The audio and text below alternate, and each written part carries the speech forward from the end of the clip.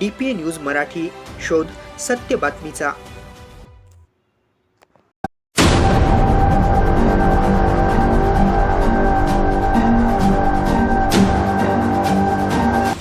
आज 8 दिवस झाले, एक थेंब पण पाण्याचा नाही, बाथरूमला नाही, तर प्यायला पाणी नाही आम्हाला। चालणार नाही, आम्हाला पाणी पाहिजे अण्णा। धरण भरलं, मग पाणी नाही का? कशाला धुवायचं लोकांनी? म्हणणार द्यायचं आम्ही, तुम्ही पगार घेता ना, पाणी का सोडत नाही? आम्हाला लावून नाही, पाणी वापरून राहिलो आम्ही। असं नाही करायचं, पाणी एक तास तर नाशिक शहराला पाणी पुरवठा करणारे गंगापूर धरण तब्बल 96% भरले आहे। मात्र धरण उशाला असूनही प्रभाग क्रमांक 9 मधील नागरिकांच्या घशाला मात्र कोरडच असल्याचे चित्र आहे। भर पावसाळ्यातही प्रभाग क्रमांक 9 मध्ये पिण्याच्या पाणी पुरवठा सुरळीत होत नसल्याने नागरिकांमध्ये तीव्र संताप निर्माण झाला आहे। विशेष म्हणजे याच प्रभागात महानगरपालिकेचे जलशुद्धीकरण केंद्र असतानाही नागरिकांना नियमित पाण्यासाठी संघर्ष करावा लागत असल्याने आता महिलांनी आक्रमक भूमिका घेतली आहे। पाणी पुरवठ्याच्या समस्येविरोधात प्रभाग क्रमांक 9 मधील संतप्त महिला विश्वरत्न डॉक्टर बाबासाहेब आंबेडकर सभागृहात मोठ्या संख्येने एकत्र आल्या। यावेळी महिलांनी नगरसेवक दिनकर अण्णा पाटील यांच्या समोर आपली पाणी समस्यांचा पाढाच वाचला। रात्री यांना फोन केला, यांनी फोन बंद करून ठेवला। ही सचिन चौधरी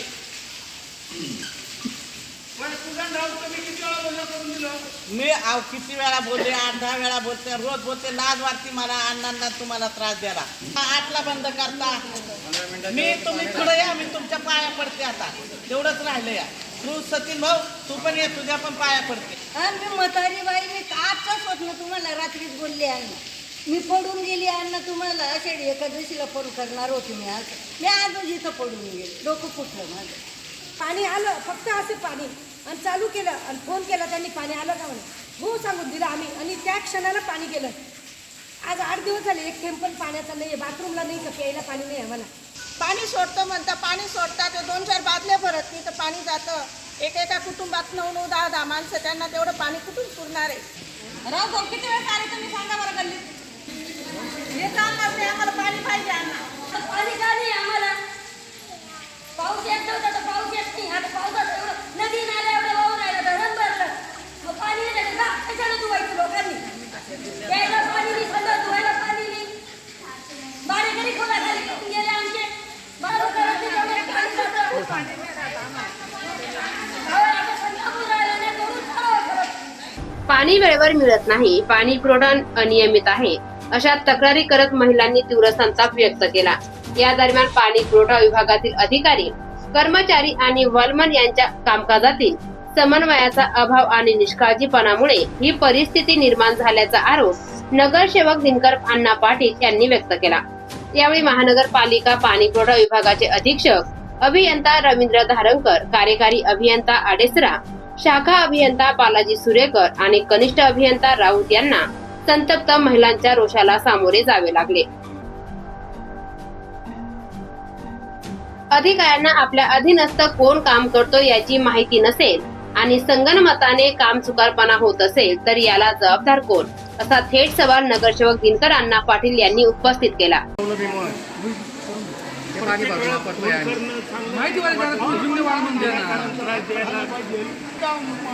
प्रभाकर पाटलाला काम नाही लावता, नोटीस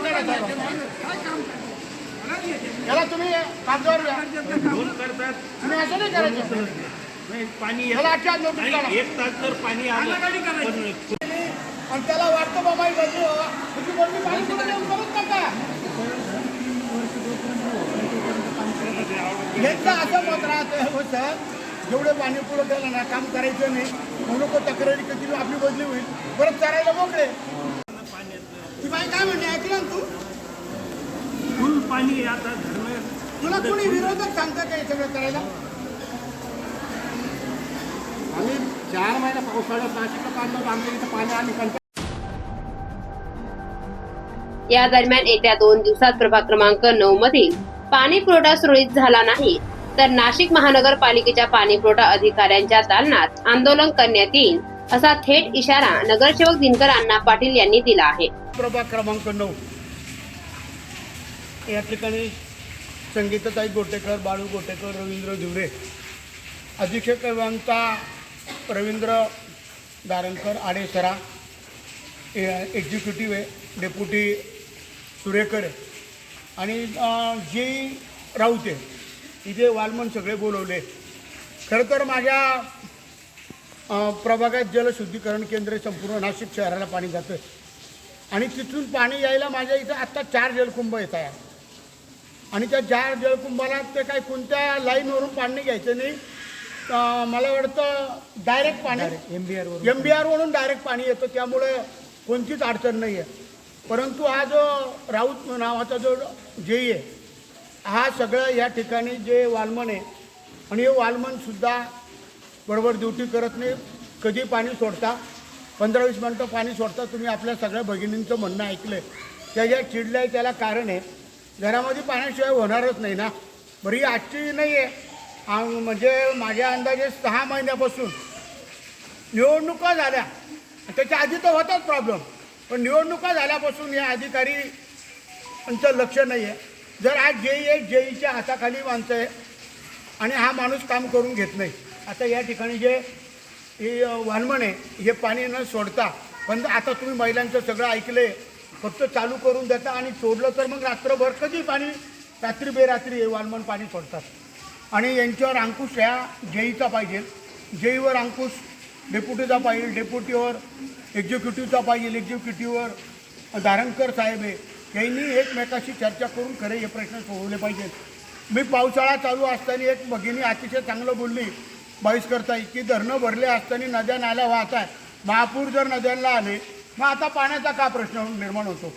दररोज हा माणूस काहीतरी कारण सांगतो, माझ्याकडे एवढे अर्ज आहे, एवढे अर्ज आहे, साहेबांना दाखवले मी, आता आमच्याकडे प्रूफसह बोलतो. आणि मी रवीला सांगितलं, गोटेकर दिदीला सांगितलं का आपल्या सगळ्या भगिनींना बोलव, त्यांची अजिबात चुकी नाही भगिनींची. अहो हा कामगार वर्ग आहे, इथं एकही हापशा नाही, विहीर नाही, कुठून पाणी आणणारे गोरगरीब लोक, हे सगळे शेतकरी कष्टकरी कामगार लोक हे कामावर जातात. या भगिनीसुद्धा आज सुट्टी काढून थांबल्या आहे. 12-12 तास ड्युटी करायची की पाणी भरायचं, रात्री बेरात्री कसं पाणी भरणार आणि दिवसा कसं पाणी भरणार, हे पण सगळे कामगार लोक आहेत. हे वालमन यांच्यावर ह्या जो जेई त्याचा अंकुश नाही आहे. इथं काही वालमन आहे त्यांना तो कामच लावत नाही आणि रात्री अक्षरशः खोटा बोलला. मी आता अधिकाऱ्यांच्या लक्षात आणून दिलं तर म्हणलो का रे तो प्रभाकर पाटील पुढे पाणी सोडायला, म्हणे का शिवाजीनगरला आहे.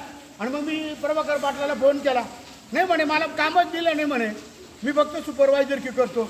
म्हणजे जर असे अधिकारी खोटं बोलत असतील कसं जनतेला, त्या महिलांना त्यातला तोंड द्यावं लागतं.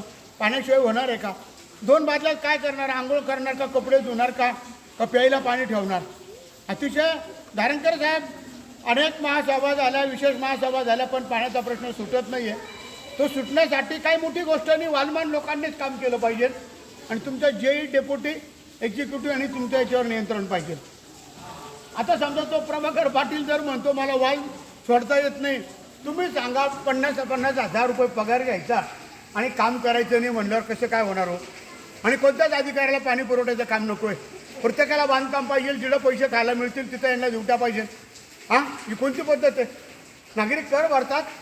आज मला खरोखर यांच्या सगळ्यांच्या चुकीमुळं माझा मुलगा आज ॲडमिट आहे, 15 दिवस होऊन गेले. अमोल पाटील फक्त ड्रेनेजचं आणि पाणी पुरवठ्याचे कामं चालू होते, तिथे तो काम करून घ्यायला गेला आणि रात्री 12 वाजेला त्याला लागलेलं. आज त्याचे 3 ऑपरेशन झाले. आम्ही इतकं सगळं कुटुंब आमचं डिस्टर्बमध्ये आहे, तरी पण मला एक काम करावं लागतं. 92 पासून हे बहिणी माझ्या भगिनी आम्हाला निवडून देतात आणि त्यांचं काम करणं, त्यांना मदत करणं आमचं कर्तव्य आहे. राहू दे रे. तर म्हणून माझी विनंती दारणकर साहेब, तुम्हाला सांगावं लागणार आहे का असं जर अधिकारी असेल, हा कामचुकार अधिकारी आहे, खोटा बोलतो. जर त्या वालमनला ड्युटी दिली नाही तरी तो म्हणतो, आणि वालमन म्हणतो नाही मी ड्युटी नाही करीत, तर आम्हाला रात्री म्हणतो मी ड्युटी करतो. हे असं बरोबर नाही. तर तुम्ही चांगले वालमन ह्या लोकांकडून काम करून घ्या, माझ्या भगिनीला पाणी द्या. माझी एवढी विनंती. जर तुम्ही ऐकलं नाही, 2 दिवसात जर आता फरक पडला नाही तर मी तुमच्या दालनात येऊन आम्ही 4 नगर शोक मी जनतेला नाही आणणार. आणि तुम्ही जोपर्यंत पाणी देणार नाही मी तिला बसून राहील, तुमच्या दालनामध्ये बसेल मी. आणि तुम्हाला माहिती मला उपोषण नवीन नाही, मी तळागाळातला आणि लोकांमध्ये जाऊन काम करणारा कार्यकर्ता आहे. मी तिथून उठणार नाही. तुम्हाला माझा अनुभव, मी 10 दिवस सभागृहात आंदोलन केलेले आहे आणि मी तुमच्याकडे आल्यावर तुम्हाला सगळं, मग माझा अख्खा प्रभाग एक हाकेवर तिथे येईल, लाख लोक येतील सगळे, त्यांना यायला वेळ लागणार नाही, ही तुम्हाला जाणीव आहे. मला पाणी द्या, तुम्ही सांगा काय करायचं ते. मात्र नागरिकांच्या तक्रारी आणि नगरसेवकांच्या आरोपानंतर पाणी पुरवठा विभागाच्या अधिकाऱ्यांनीही याबाबत आपली भूमिका स्पष्ट केली. पाणी पुरवठा सुरळीत न होण्यामागील कारणांबाबत अधिकाऱ्यांनी माहिती देत नागरिकांना नियमित आणि पुरेशा दाबाने पाणी मिळावे यासाठी विभागाकडून आवश्यक त्या उपाययोजना करण्यात येत असल्याचे सांगितले. या विषयावर चर्चा झालेली आहे. काही वॉलमनच्या निष्काळजीपणामुळे पाण्याचं नियोजनात अडथळे निर्माण झालेले आहेत. आता सर्व कनिष्ठ अभियंता, उप अभियंता, कार्यकारी अभियंता, मी स्वतः त्याच्यामध्ये जातीने लक्ष घालून त्यांना जे काही कामाचं स्वरूप आहे त्याचं लेखी स्वरूपात आदेश देऊन वेळेवरती पाणी पुरवठा होईल याची दक्षता घेण्यात येईल. जे कामचुकार अधिकारी आहेत त्यांच्यावर योग्य ते नियमानुसार कारवाई करण्यात येईल. सर, गेले 6 महिन्यापासून या ठिकाणी पाण्याचा प्रश्न प्रलंबित आहे. गंगापूर धरण 96% भरेल आहे. नाशिक शहरामध्ये मोठ्या प्रमाणात पाऊस चालू आहे. गंगापूर धरणाला आपल्या गोदावरीला पूर आलेला आहे. मात्र आपल्या अधिकाऱ्यांच्या या कामचुकारपणामुळे सामान्य नागरिकांना वेठीस धरण्यात येत आहे. 6 महिन्यापासून हा प्रकार आपल्या लक्षात नाही आला का? नाही, याच्यावरती पण मध्ये बऱ्याच वेळा आम्ही त्याच्यावर नियंत्रण करण्याकरता त्यांच्या उपाययोजना केलेल्या आहे. परंतु तरीही काही जण सुधारलेले नाही, तर त्याच्यावर अंतिम शास्ती करण्यात येईल. आणि पूर्ण प्रभाग क्रमांक 9ला MBRद्वारे पाणी पुरवठा होतो. म्हणजे तिथं स्वतंत्र पंपिंग व्यवस्था आहे, त्याच्यातनं MBRमध्ये पाणी येतं आणि तिथून या प्रभागातल्या 4 टाक्या भरतात. जवळजवळ 20 ते 22 MLD पाणी पुरवठा होतो तिथून.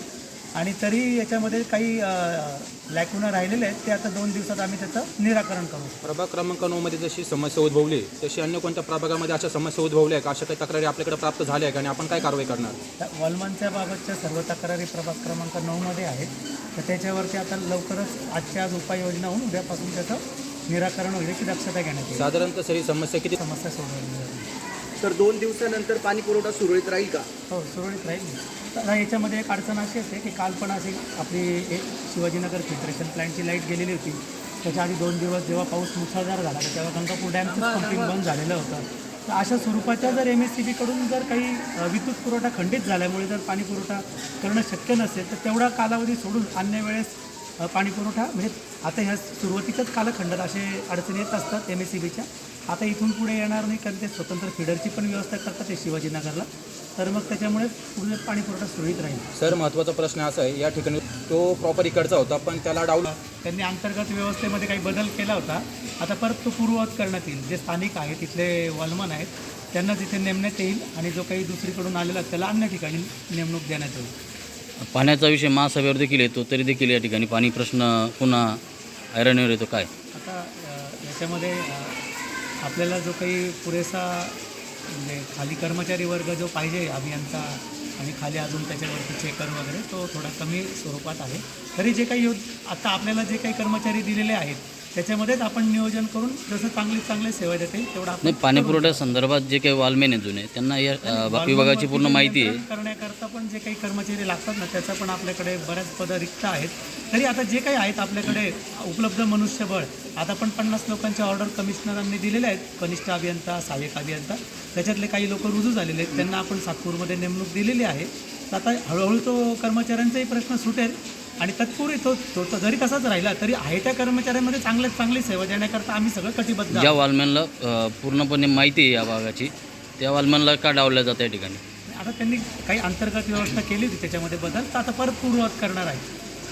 Okay sir. तसेच प्रभाग क्रमांक 9 मधील पाणी पुरवठ्याची समस्या लवकरात लवकर सोडवून पाणी पुरवठा सुरळीत करण्याबाबतही अधिकाऱ्यांकडून माहिती देण्यात आली. मात्र आता अधिकाऱ्यांच्या आश्वासनानंतर प्रत्यक्षात प्रभाग क्रमांक 9 मधील पाणी पुरवठा कितपत सुरळीत होतो हे पाहणे महत्त्वाचे ठरणार आहे. ही समस्या केवळ प्रभाग क्रमांक 9 पुरती मर्यादित नसून पाणी पुरवठा विभागातील अधिकाऱ्यांच्या निष्काळजीपणामुळे संपूर्ण सातूर विभागातील नागरिकांना पाणी समस्येला सामोरे जावे लागत असल्याचा आरोप यावेळी करण्यात आला. एकीकडे गंगापूर धरण 96% भरलेलं पाण्याचा मुबलक साठा, जलशुद्धीकरण केंद्रही याच प्रभागात, तरीही नागरिकांना पिण्याच्या पाण्यासाठी संघर्ष करावा लागतोय. धरण उशाला पण कोरड घशाला. आता येत्या 2 दिवसात प्रभाग क्रमांक 9 मधील पाणी पुरवठा सुरळीत होतोय का, की संतप्त महिलांचा मोर्चा थेट महानगरपालिका पाणी पुरवठा अधिकाऱ्यांच्या दालनात धडकतोय, याकडे संपूर्ण सातपूर विभागाचे लक्ष लागले आहे. DPA news bureau report, Satpur. ताज्या घडामोडी व अपडेट जाणून घेण्यासाठी आताच DPA न्यूज चॅनलला सबस्क्राईब करा आणि बेल आयकॉन क्लिक करायला विसरू नका.